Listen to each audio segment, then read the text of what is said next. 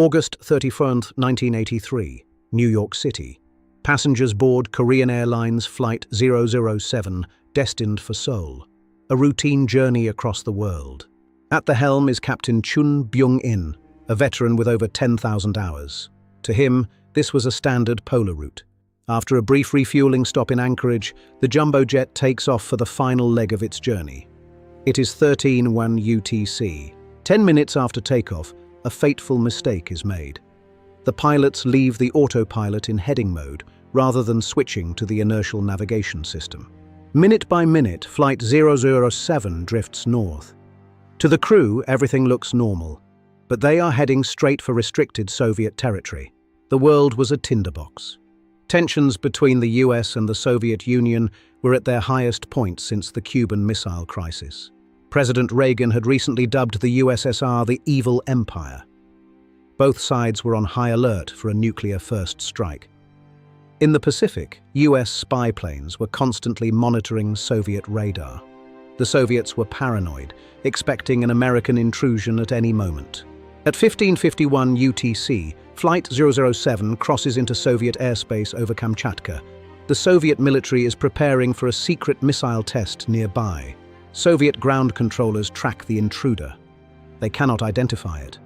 Communications are slow, and interceptors struggle to vector in. The plane crosses the Sea of Okhotsk, still drifting further into the heart of the Soviet Far East. The crew remains completely unaware. 17:45 UTC. Flight 07 enters Soviet airspace for a second time, now over Sakhalin Island.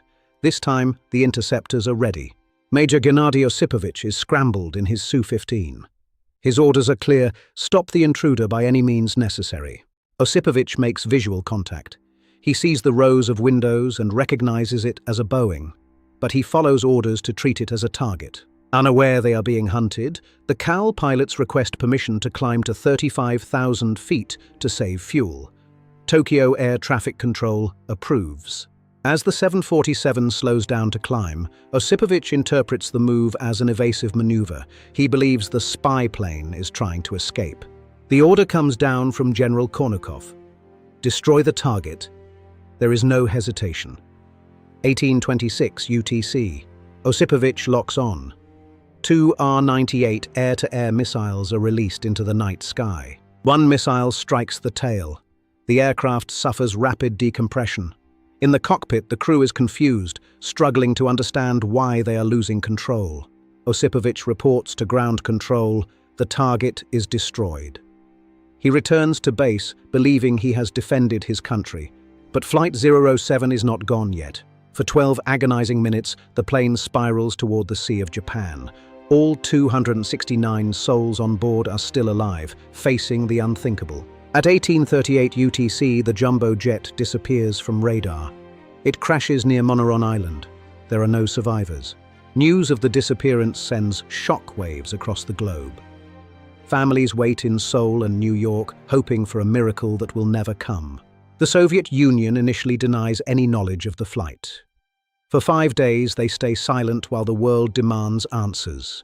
When they finally admit to the shootdown, they claim the 747 was a CIA spy plane. The Cold War rhetoric reaches a fever pitch. A massive search and rescue operation becomes a high-stakes standoff. US and Soviet ships circle each other in the search area, both sides desperate to find the wreckage first. The Soviets found the black boxes within weeks, but they kept them hidden for nearly a decade, fearing the truth they contained. In 1992, Russian President Boris Yeltsin finally declassified the recordings. They proved the KAL crew was completely unaware they were off course.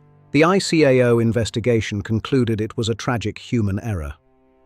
A series of small navigational mistakes led to a monumental disaster. In response, President Reagan ordered that GPS technology be made available to the public. It was a gift of safety born from a horrific loss. International law was changed, prohibiting the use of weapons against civilian aircraft. The world vowed that this would never happen again.